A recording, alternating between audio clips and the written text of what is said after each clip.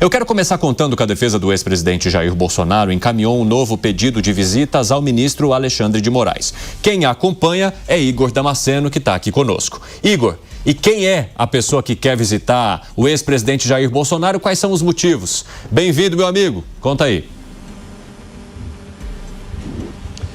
Muito obrigado, meu amigo. Boa tarde a você, boa tarde também a todos que nos acompanham ao vivo aqui no nosso 3 em 1.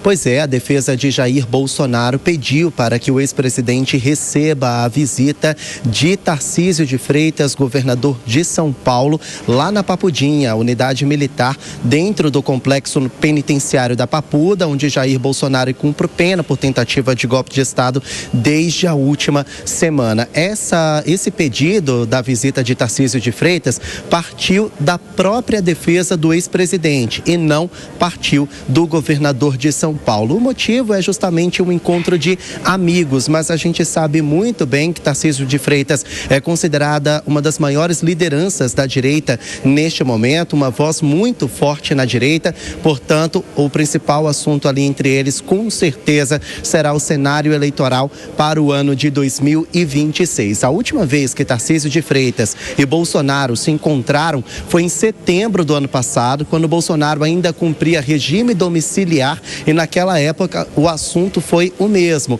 o cenário eleitoral de 2026. Ainda não havia certeza de quem seria o apadrinhado político de Jair Bolsonaro, cogitava-se inclusive o nome de Tarcísio de Freitas como o escolhido do ex-presidente para ser a maior oposição a Lula no pleito deste ano. Agora, depois de todos esses meses, os dois voltam a se encontrar num cenário um tanto diferente. Isso porque o escolhido de Jair Bolsonaro foi o próprio filho, o senador Flávio Bolsonaro. Então será a primeira reunião entre Tarcísio e o ex-presidente após Jair Bolsonaro escolher ali um nome oficialmente para apadrinhar nas eleições deste ano. Ainda há muitas especulações para saber se de fato Tarcísio de Freitas não vai se candidatar às eleições presidenciais deste ano. Na semana passada ele chegou a confirmar mais uma vez que vai tentar a recondução pelo governo de São Paulo e manifestou apoio a Flávio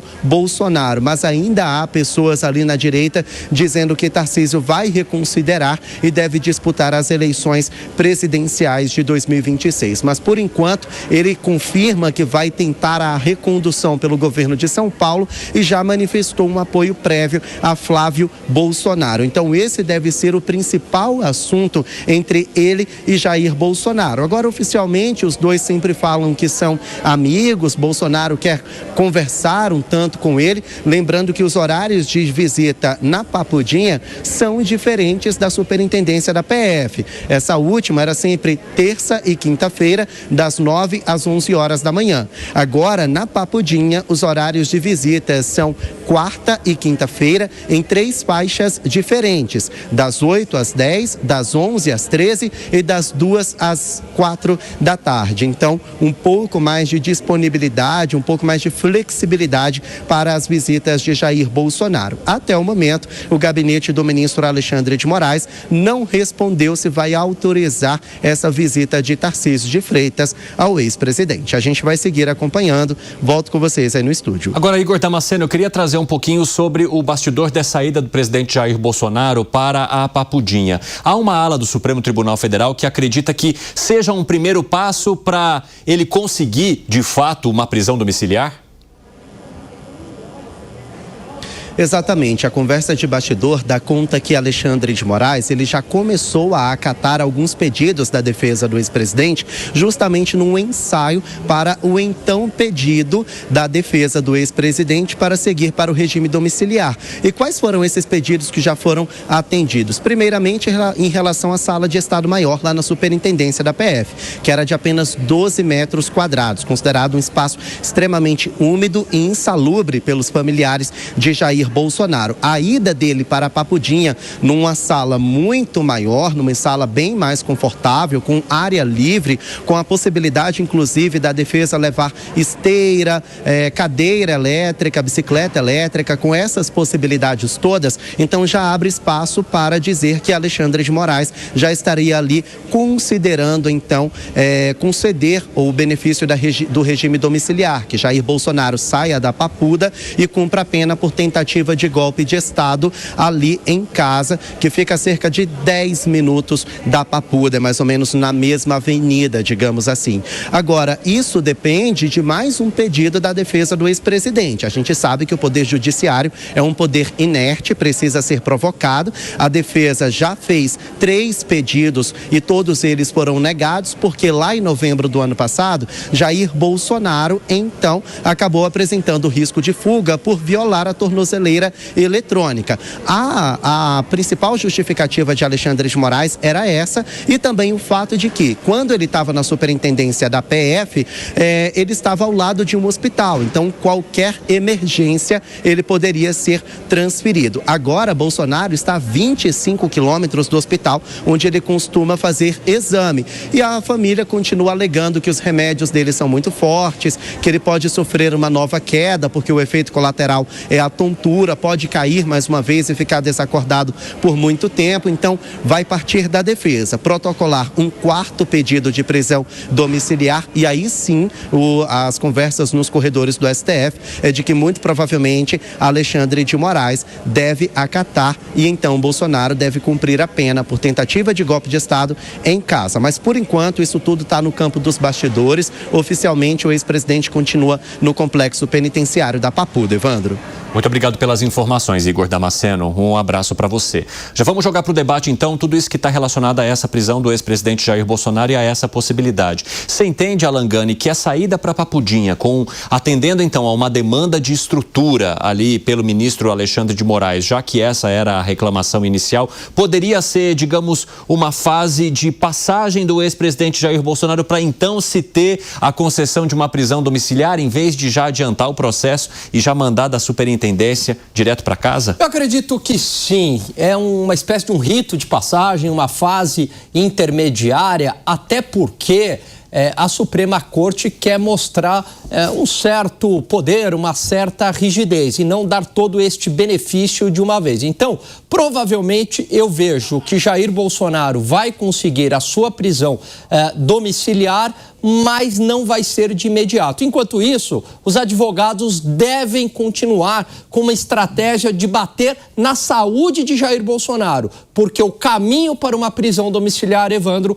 passa pelo seu estado de saúde, e com certeza Jair Bolsonaro merece uma prisão domiciliar. Agora, Lucas, a gente mencionou esse bastidor de que vários ministros enxergariam nessa decisão do ministro Alexandre de Moraes essa possibilidade. Você entende que eles teriam, digamos, uma condição de atuar nos bastidores para qualquer tipo de movimentação na situação atual do ex-presidente? Evandro, eu acho possível, eu acho engraçado, inclusive, que desde o início do conflito do Jair Bolsonaro com o STF, que aconteceu por anos, inclusive, né, durante todo o período dele na presidência da República, essa foi a primeira grande vitória do Jair Bolsonaro. Vejam só que interessante. O Jair Bolsonaro, todas as vezes que ele entrou no embate com o Supremo Tribunal Federal, ele somente perdeu, especificamente com o Alexandre de Moraes, né? Às vezes ele fazia uma manifestação que angariava muitas pessoas, dizia que não ia cumprir decisão do Alexandre de Moraes, mas logo depois já voltava atrás. Então é muito triste ver que essa é a grande vitória do Bolsonaro. Olha,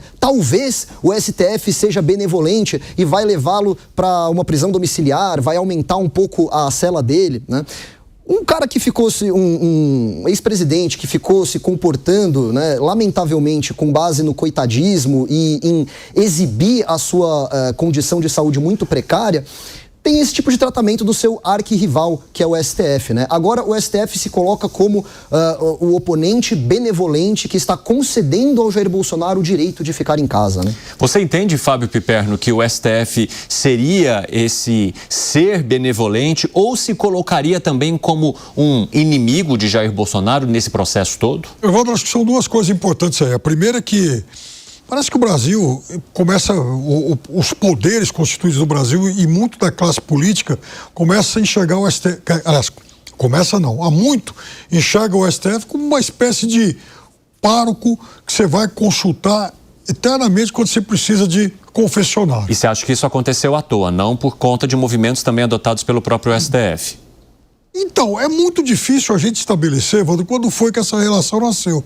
Mas você vê, claramente esse movimento acontece depois da ex-primeira-dama ter ido procurar o ministro Gilmar Mendes, como foi amplamente noticiado, embora não exista confirmação oficial disso. É porque eu fico pensando, o que faz a classe política entender que ela tem a possibilidade de se articular com o Supremo Tribunal Federal? Quais foram as portas abertas em algum momento ali nesse bastidor para que então ela enxergasse essa abertura?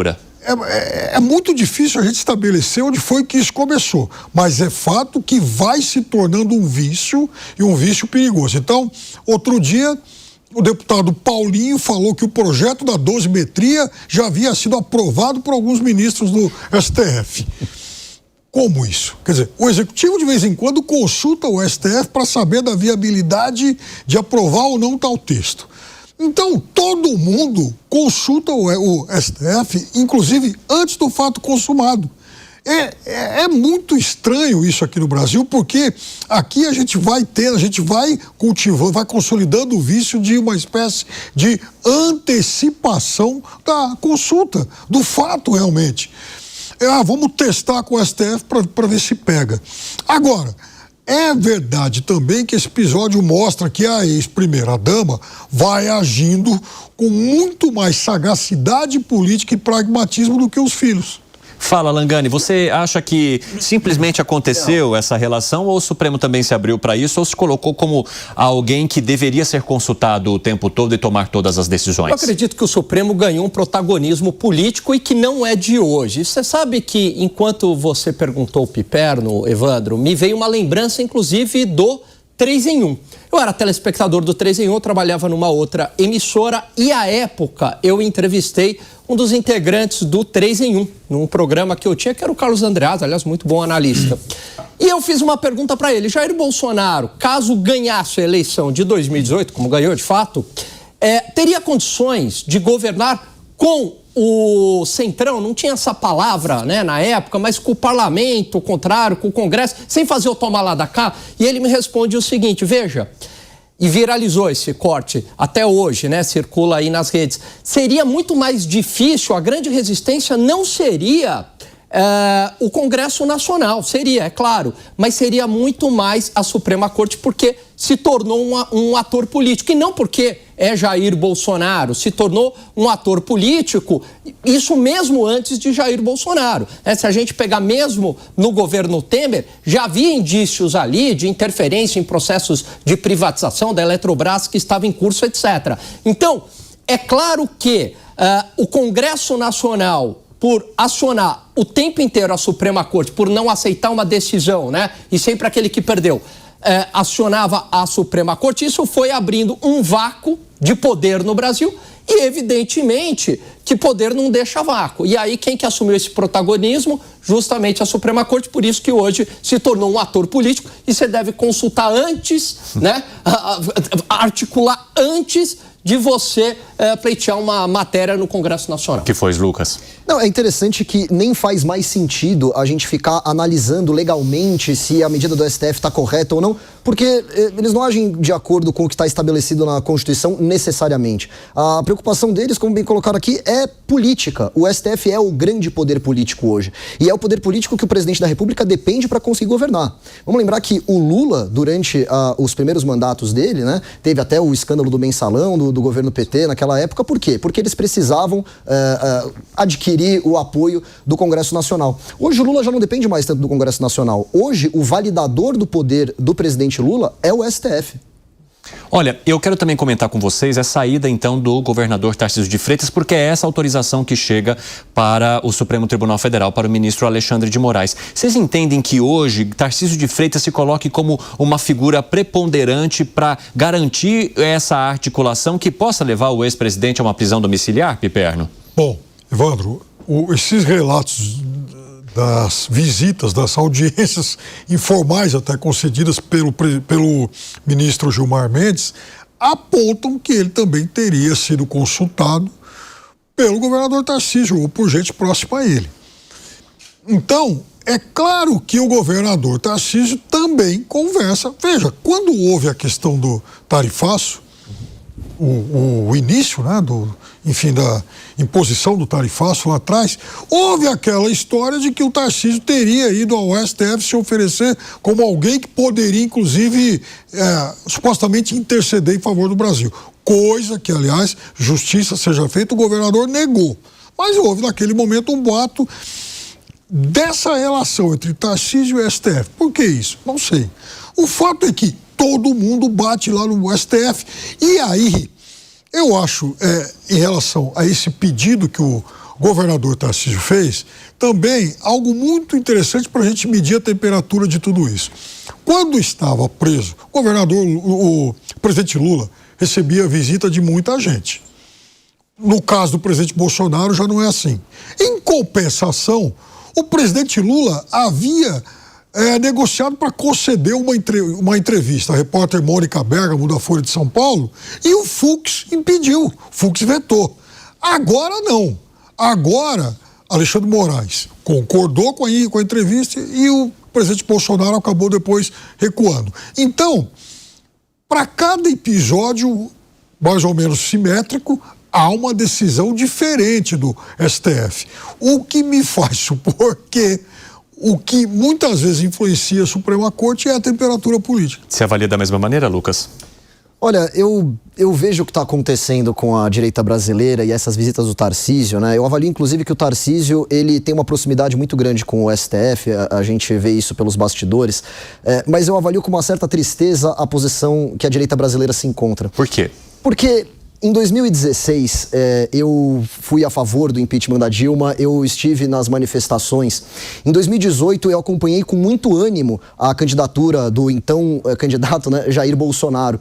E a direita, naquela época, ela tirava sarro da esquerda, ela tirava sarro do Haddad e até o presídio se consultar com um condenado, que na época era o Lula. A gente tirava sarro disso, a gente é direita, digo, né? Hoje, a direita está numa situação muito semelhante. Claro, tem as suas diferenças, mas na prática, o Tarcísio quer ser candidato à presidência da República e está indo visitar um condenado que está preso, né? Então, eu vejo de uma forma lamentável. É como se a história estivesse se repetindo, só que do lado oposto, em Alangani? Eu acho que são motivos diferentes, né? O motivo da prisão de Jair Bolsonaro e do atual presidente no passado são motivos bem diferentes. É claro que, em ambos os casos, houve um questionamento por parte de uma legalidade do processo, né? E aí há uma semelhança. Lá atrás, né, questionava-se bastante, né, juristas sérios, inclusive, questionando de que o processo não foi bem conduzido, né, embora toda a corrupção, etc., existiu, né, da Lava Jato, mas abriu brecha justamente para anulação. Eu vejo que hoje o processo de Jair Bolsonaro também apresenta falhas, confirmado por vários constitucionalistas que a gente entrevistou aqui. E uma das falhas, primeiro, né, esse processo não deveria estar na Suprema Corte. E a segunda falha é a ausência de provas que ligue Jair Bolsonaro ao dia 8 de janeiro.